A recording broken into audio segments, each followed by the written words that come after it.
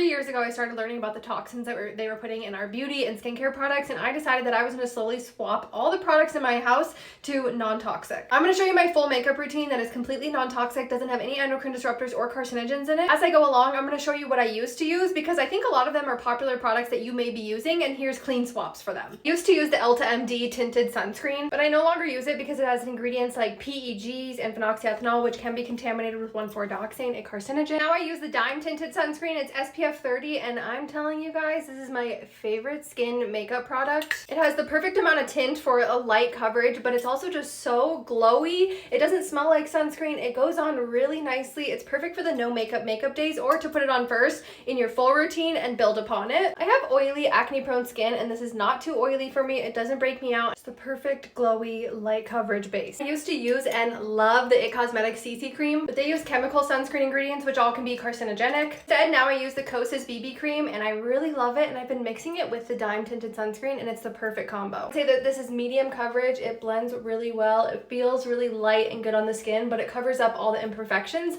that I want covered up. Those two products together give me the perfect amount of coverage and glow. For concealer, I used to use the Maybelline Fit Me concealer. It makes me extra frustrated. It has 2 known parabens in it, methylparaben and butylparaben. Anytime I see a paraben, I get so frustrated because we have hard facts proven that parabens are terrible for our hormones. So instead, I use the Kosas concealer, and I'm telling you guys, this is the best concealer you can find. Whether you're looking for a toxin-free option or not, I promise you're gonna love this concealer. It's so blendable, so creamy, but it also lasts all day. You know how some concealer, especially under your eye, can crease or just like disappear at the end of the day? Not this one. I used to use the Benefit Hoola bronzer. I no longer use it because it has lake dyes, which can contain toxic heavy metals, which could be carcinogenic. Instead, I use the Say cream bronzer, and I'm loving this. It's the perfect amount of bronzer, but it doesn't make your face look dirty. Not to mention, this thing's gonna last me forever. A little bit goes a long way, and it just gives you that perfect bronzy glow. I highly recommend you get the brush that comes with it because it's the perfect buffing brush. I used to use the Pixie cream blush. This one's actually not terrible, but it does have phenoxyethanol, which can be contaminated with 1,4-dioxane, a carcinogen. So I switched to the Han Skincare Cosmetics cream blush, and it is the perfect swap. When I first tried this blush, I was like, there's no way this is non-toxic, but it actually is, and I like the shade Roseberry. I used to use the e.l.f. Halo Glow setting powder, but I no longer use it because it has phenoxyethanol and lake dyes. Now I use the Ilia translucent setting powder, and it's perfect for my oily T-zone.